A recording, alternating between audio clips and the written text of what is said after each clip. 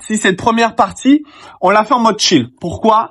Parce que c'est hyper important de créer de nouveaux ancrages. Aujourd'hui, Mathis a étudié l'anglais pendant plusieurs années, ça n'a rien donné, ça sert à rien de se mettre sur des tables, sur des chaises, devant des tables, derrière des tableaux. On sait déjà ce que ça donne comme résultat. Mon premier but, ça va être de créer un nouvel ancrage chez Mathis, de venir chercher ce côté décomplexé en parlant anglais, ce côté simple, cool, chill, comme on est aujourd'hui dans ce cadre, dans cet environnement. Et c'était super important pour moi que de créer justement déjà dans cette première capsule, dans ce premier préambule entre guillemets, cette atmosphère cool pour créer déjà chez Mathis ce nouvel ancrage. Mathis, comment vas-tu? Ça va très bien, toi? Super, magnifique. Alors, Mathis, est-ce que tu peux nous partager un petit peu qu'est-ce qui s'est passé pour toi avec l'anglais? Peut-être si tu peux te rapprocher un peu. Ouais, ça me voit pas très bien. Bah c'est bon, voilà. Parfait. Qu'est-ce que tu peux nous dire? Comment ça s'est passé pour toi l'anglais sur ces dernières années, sur ces 12 dernières années? Comment c'est possible que après 12 ans d'apprentissage de l'anglais, tu sois toujours pas capable de parler anglais finalement? C'est incroyable. C'est comme si tu apprends 12 ans à faire du vélo et tu sais toujours pas en faire. C'est fou. Bon, déjà, faut savoir qu'il y a quand même une part de responsabilité, hein. Ouais. J'ai pas été l'élève le plus assidu à l'école. Ok. Après, il y a une part aussi où je n'ai pas apprécié la manière dont on apprenait l'anglais à l'école. Ok. Parce que c'était beaucoup de par cœur, beaucoup de t'apprends, tu récites. Ok. Plutôt que de l'interaction. Et à mes yeux, l'interaction, c'est quand même beaucoup plus, je sais pas, c'est bon, mais amusant pour apprendre. Oui. Ok. Donc toi, tu avais besoin de ce cadre concret finalement pour pouvoir apprendre l'anglais, c'est ça?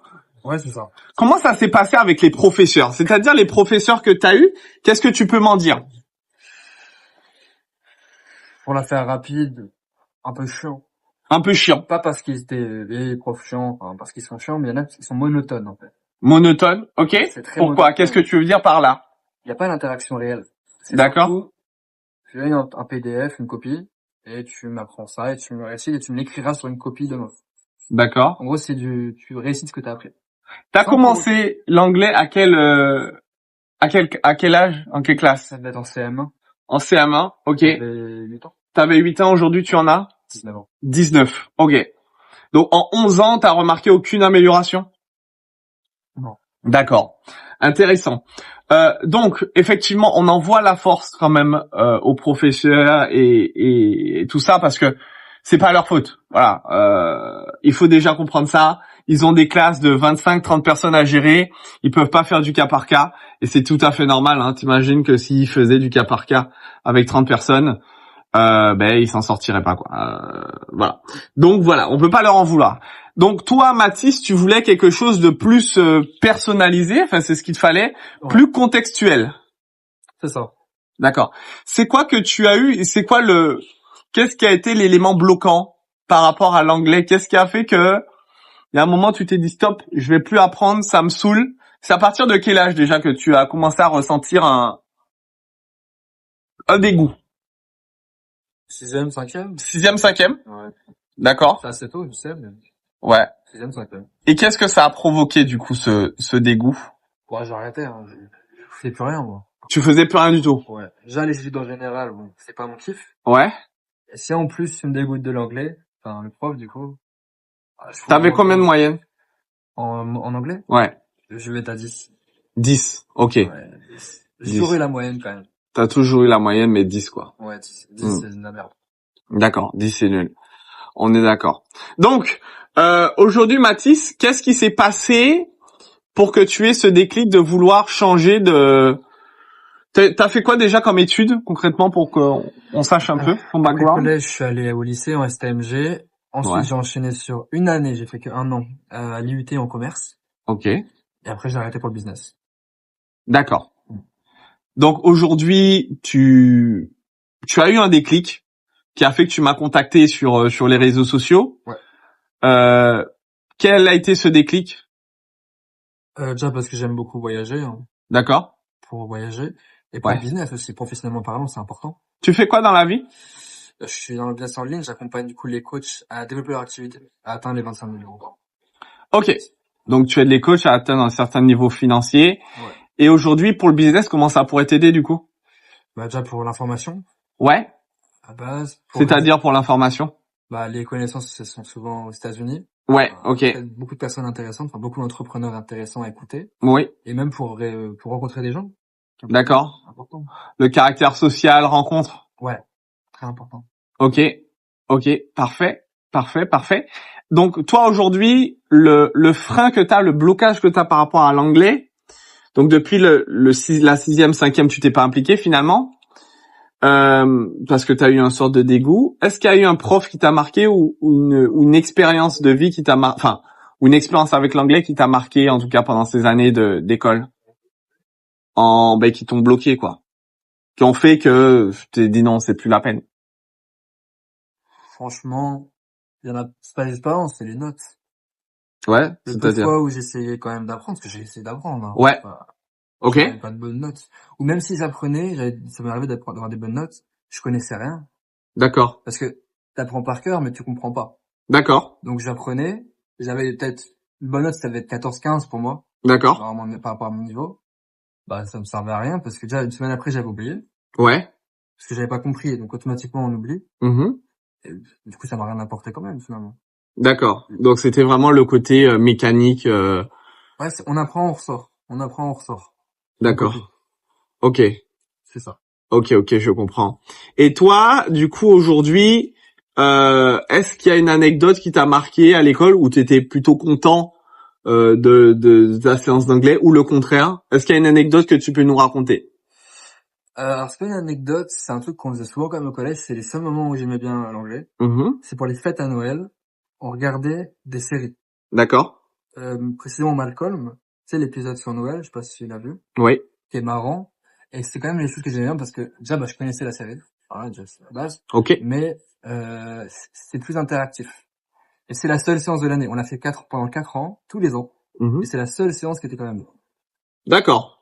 Ok. C'était plus interactif, il y avait de l'interaction, justement. La prof nous posait des questions sur la série, la prof nous posait des questions sur ce qu'on avait compris. Ok. Là, c'était intéressant, même si on parlait pas, il n'y a pas de dialogue, en réalité. Ouais. On répondait à une question. Mais c'était plus intéressant.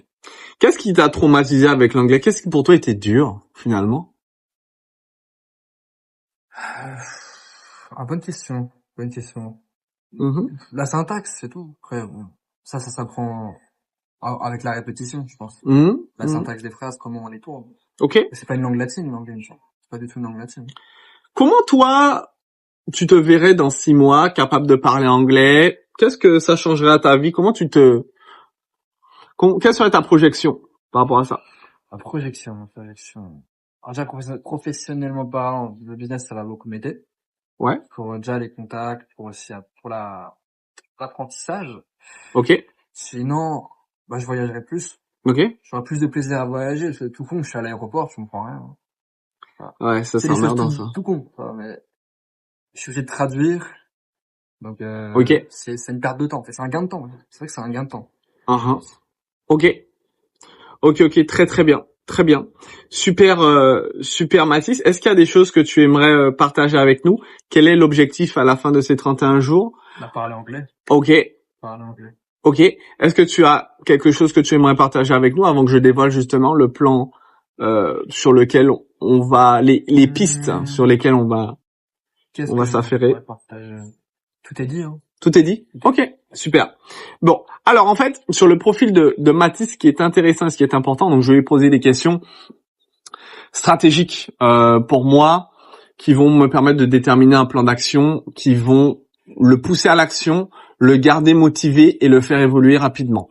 On s'en est pas rendu compte parce que vous n'en êtes pas rendu compte parce qu'effectivement, il faut avoir ce recul d'expert. Aujourd'hui, ça fait 8 ans. J'ai accompagné plus de 2000 personnes et j'ai un taux de satisfaction extrêmement élevé qui fait que j'arrive à détecter les profils très rapidement. Et c'est grâce à ça, grâce à mon approche très humaine que j'arrive à avoir un taux de satisfaction aussi élevé parce qu'on n'est pas là dans de l'apprentissage pur et dur, on est dans de l'accompagnement. C'est pas pareil. Deux profils ne sont pas similaires. Vous verrez jamais ça. Enfin, en tout cas, dans mon cas. Alors, donc, ici, Mathis, c'est quelqu'un qui a besoin d'être, et tu m'arrêteras si je me trompe, c'est quelqu'un qui a besoin d'être stimulé. Ok. Le premier indice intéressant, important, c'est qu'il nous a donné la valeur où effectivement il faisait de l'apprentissage par cœur et que il retenait rien. Donc effectivement, Mathis a un petit problème d'apprentissage par cœur, c'est-à-dire que l'assimilation ne va pas fonctionner si elle n'est pas contextualisée chez lui. Donc il est capable d'apprendre du vocabulaire, de retenir, mais à partir du moment où c'est mis dans un contexte précis par lequel il est déjà passé ou il peut passer. Et là, ça va rentrer par un mécanisme de répétition. Parce que il y a un phénomène de neuroplasticité qui va se passer. Aujourd'hui, il a 12 ans de dégoût, 11 ans, 12 ans, qui fait que finalement, la matière va premièrement être difficile à entrer parce que ça fait longtemps qu'il n'a pas étudié, ça fait longtemps qu'il s'est pas mis dedans, mais au fur et à mesure, ça va évoluer. Neuroplasticité. Deuxième chose intéressante avec Mathis, c'est que il nous a parlé d'un fait, c'est qu'il était quand même capable de passer des bons moments avec l'anglais à partir du moment où on parlait de série. Série qui rappelle également un événement qui nous a cité Noël, donc un moment festif, très important. On a ici du coup un profil d'apprentissage dauphin, quelqu'un qui a besoin de passer du fun. Il faut qu'il ait du fun et qu'il se rende compte rapidement de l'effet. C'est-à-dire que l'effet Noël, c'est pas quelque chose d'anodin. C'est-à-dire que Noël, c'est cadeau, c'est récompense. Donc, il a besoin rapidement de voir une récompense. Donc, il va falloir que ça soit fun et qu'il voit les résultats et que ces résultats lui apportent directement quelque chose pour avoir une rapidité d'exécution d'apprentissage. Encore une fois, une neuroplasticité bien établie. Ça, c'est le deuxième point. Est-ce que j'ai raison? T'as totalement raison. Ok. 2 points.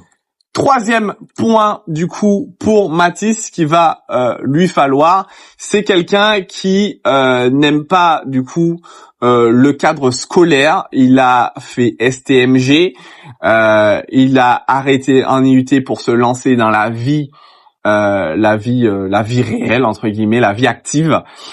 Donc, il n'aime pas ce cadre trop scolaire qui, pour lui, est synonyme de stress, d'anxiété, qui est synonyme de cadre, et c'est quelqu'un qui est hors cadre. Il a 19 ans, il est entrepreneur, il n'est pas du tout dans les normes, il aide les coachs à faire 25 000 euros par mois, soit $250 000 à l'année. Ce n'est pas quelqu'un qui rentre dans les normes du tout.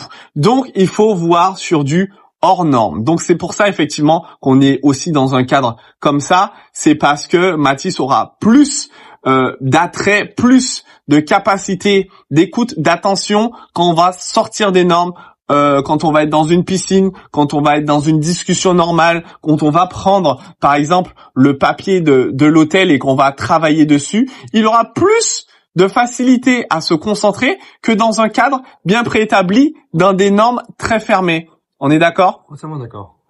Parfait. Donc, voilà pour cette capsule 1 qui est effectivement l'introduction du profil de Mathis un petit peu. Après, il y a beaucoup d'autres choses que j'ai remarquées, mais que je vais pas forcément donner dans la vidéo parce que c'est des choses beaucoup trop techniques et je pense que c'est pas utile qu'on en parle. Mais dans les grandes lignes, vous connaissez un petit peu les axes sur lesquels je vais attaquer le niveau de Mathis pour qu'on aille chercher rapidement de la progression. Et du coup, vous voyez également un petit peu l'analyse, etc. C'est important que vous connaissiez un petit peu le process. Mais avec d'autres personnes, ça se passe également autrement, avec d'autres questions, etc. On est dans une approche humaine, je le répète. Donc voilà. Donc on va travailler à partir des données que j'ai données jusque là et restez connectés parce que ça arrive très fort. Let's go! Let's go.